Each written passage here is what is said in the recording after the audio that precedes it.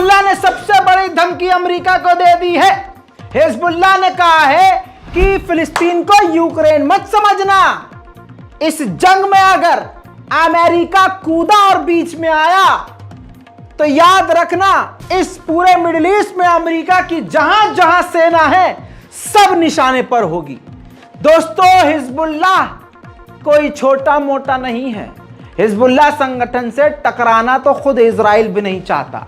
उधर बड़ी खबर, इस रिपोर्ट को देखते देखते जल्दी से शेयर कर दीजिए तमाम अपने अहले खाना तक और अपने दोस्त रिश्तेदारों तक जिनको फिलिस्तीन की जानकारी चाहिए और वो गलत जगह गोदी मीडिया खोलकर बैठे हुए हैं कि ये कुछ ससुरे बता देंगे। अरे उनका बच चले तो कहेंगे कि पूरी दुनिया में जो कुछ हो रहा है अच्छा वो मोदी जी की वजह से और जो कुछ बुरा हो रहा है वो मुसलमानों की वजह से। इसलिए से बाय टू गोदी मीडिया और थूक कर असली खबर देखिए। दोस्तों, अरब लीग ने भी इजराइल को तमाचा जड़ दिया है। अरब लीग के हेड ने कह दिया है, ध्यान से सुनिए, कि अगर इजराइल ने अपनी पोजीशन चेंज नहीं की, वापस अपने इलाके में नहीं गया, तो इजराइल की यह जंग आखिरी नहीं होगी। इजराइल ने जिस जिस जगह पर फिलिस्तीनियों के घरों को तोड़कर, इलाकों को तोड़कर कब्जा किया है, वहां से अगर नहीं हटा तो इजराइल की आखिरी जंग नहीं होगी। यानी अरब लीग के हेड ने कह दिया है, सीधा धमकी दे दी है कि अब जंग के बाद जंग और फिर जंग के बाद जंग लगातार चलती रहेंगी। जानकारी के लिए बता दूं, अगर आप रजाग्राफी देख रहे हैं तो 3 दिन से लगातार आपको बता रहा हूं और मैंने ये भी बताया था कि लेबनान भी इस जंग में कूद गया है। लेबनान की टेरिटरी से 12 मिसाइलें इजराइल की तरफ दागी गई हैं। उधर इजराइल इतना बौखला गया है और अभी और बौखलाएगा क्योंकि पूरी दुनिया में किरकिरी हो गई है। आड़ भक्त जो है चूतर खुजा रहे हैं कि ये क्या हो गया इसके साथ, ये तो बहुत ही ताकतवर था। मैं दोस्तों आपको बताना चाहूंगा कि इजराइल इतना बौखला गया है कि गजा में एम्बुलेंस के ऊपर हमला कर रहा है। एम्बुलेंस को टारगेट किया जिसमें 5 लोग मारे गए और कहा यह जा रहा है कि 5 पत्रकार जर्नलिस्ट भी गजा में मारे गए हैं इजराइल के हमले में। तस्वीर में आपको पूरी तो नहीं दिखा सकता लेकिन आप पहचान सकते हो। कोई खाना खा रहा हो, बच्चों के साथ बैठा हो, कमजोर दिल की महिलाएं हो तो उनके लिए भी सही नहीं है और यूट्यूब की पॉलिसी का भी ये उल्लंघन है, इसलिए मैं आपको ब्लर करके दिखा रहा हूं। आपको बता दूं, हामिद स्ट्रीट गजा के इलाके में हामिद नाम की गली है, वहां पर इजराइल ने आम लोगों के ऊपर ही हमला कर दिया, आम जनता के ऊपर हमला कर दिया, जिसमें सैकड़ों घायल हो गए और कहा जा रहा है कि सैकड़ों ही की तादाद में लोग मारे गए हैं। एम्बुलेंस में बच्चों को, महिलाओं को, बूढ़ों को लेकर जाया जा रहा है। ऐसी ऐसी तस्वीरें हैं कि यहां से ये गल्ला पूरा फटकर अलग हो गया है। जिन तस्वीरों को हम ब्लर कर रहे हैं वो तस्वीरें विदाउट ब्लर मैं तो देख चुका हूं, तो समझिए कि मैं क्या कह रहा हूं। एक इंसान को मैंने देखा, जो तस्वीर है मेरे पास, टांग जो है बीच से चीर के अलग पड़ी थी। एक इंसान के गोश्त गर्दन का अलग हो गया।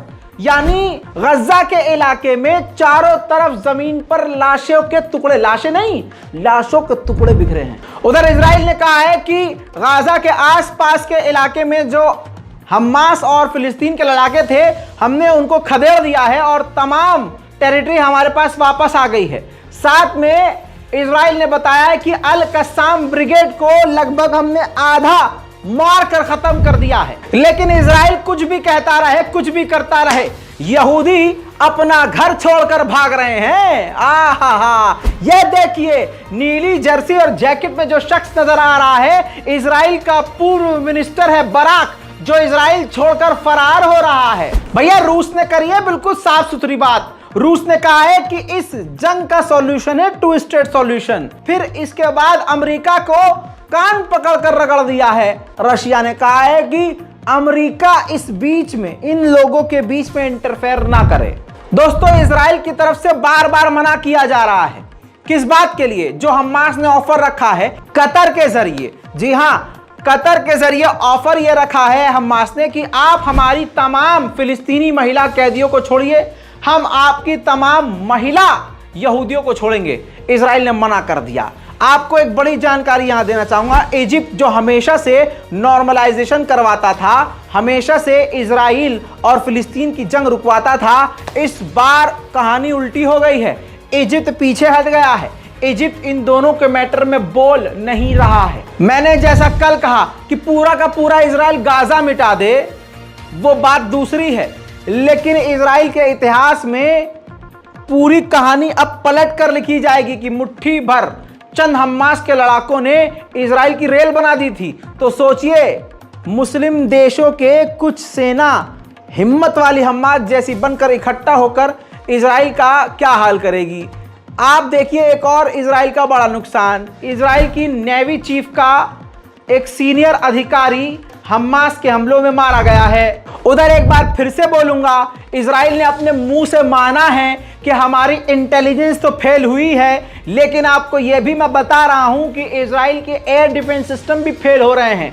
एश्केलॉन के इलाके में बिल्कुल ताज़ा खबर आ रही है मेरे पास, एश्केलॉन के इलाके में पानी के अंदर जाकर गाजा की मिसाइल गिरी है। एक बार फिर आयरन डोम फेल, देखें।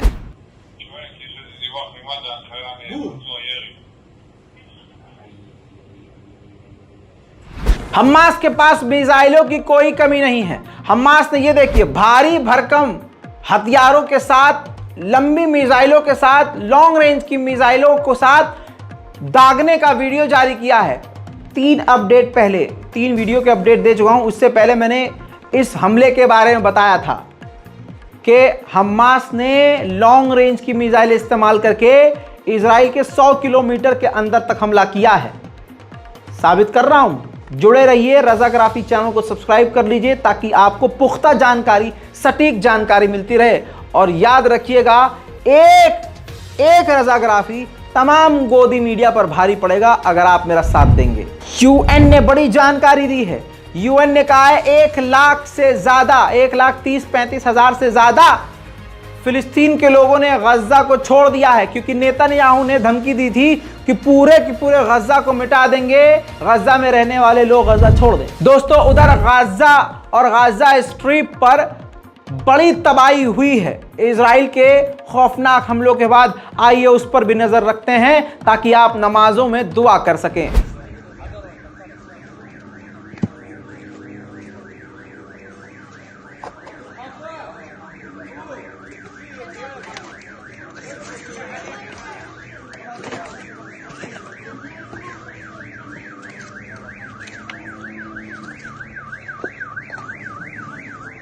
Walking through the rubbles.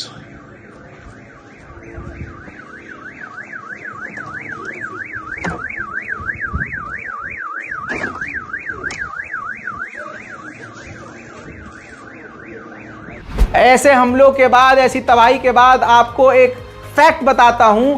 20 साल के बाद ऐसे ह्यूमैनिटेरियन क्राइसिस से गाजा गुजर रहा है। खाना पानी तक वहां नहीं है। खाना पानी कह रहा हूं, जो जीने के लिए सबसे बेसिक चीज है, क्योंकि बिजली काट दी गई है, पानी काट दिया गया है, पावर सप्लाई काट दिया गया है। गाजा का हाल बुरा है। 2 दिन पहले सदरोत के इलाके में हमास के लड़ाके पहुंचे थे। वहां सदरोत का इजरायली पुलिस स्टेशन हमारे हाथ लगा है।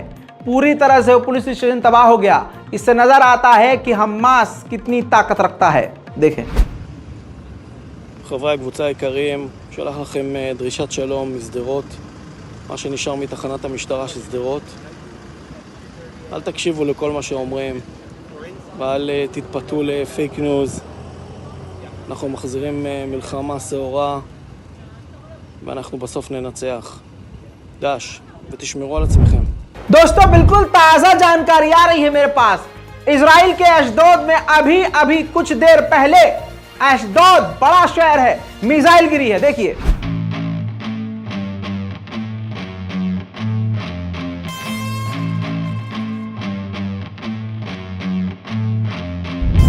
भारत के कुत्तों के झुंड, सोशल मीडिया पर, ट्विटर पर आप देख रहे हैं कि ऐसे कुत्तों के झुंड हैं, सुअरों का झुंड है, जो फिलिस्तीनियों के खिलाफ भौंक रहे हैं और यहूदियों को सपोर्ट कर रहे हैं, जबकि यहूदी इनके मुंह में मुद्द देते हैं।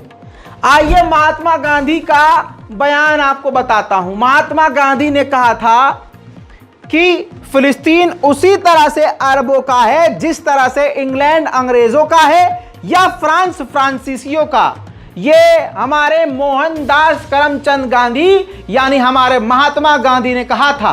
पूरी दुनिया यह जानती है कि इजराइल ने फिलिस्तीन पर कब्जा किया है, लेकिन क्योंकि भारत के बहुसंख्यक समाज और जो गवर्नमेंट है बीजेपी की, वो खुद भारत के मुसलमानों को मार रही है और मारना पसंद करती है, भारत के मुसलमानों की मस्जिदों को तोड़ना पसंद करती है, उन पर कब्जा करना पसंद करती है, मस्जिदों पर भगवा लहराना पसंद करती है। इसी वजह से इनकी मन की चीजें इजराइल कर रहा है, तो इजराइल के सपोर्ट में तो ये उतरेंगे ही। अरे ये वो लोग हैं जो बलात्कारी के समर्थन में उतर जाते हैं, ये वो लोग हैं जो कातिलों के समर्थन में उतर जाते हैं। तो इजराइल के समर्थन में अगर ये उतर रहे हैं तो दिमाग के लिए कोई झटके वाली बात नहीं है। चैनल को सब्सक्राइब कीजिए, जल्द आ रहा हूं और भी बड़ी जानकारी के साथ। जय हिंद।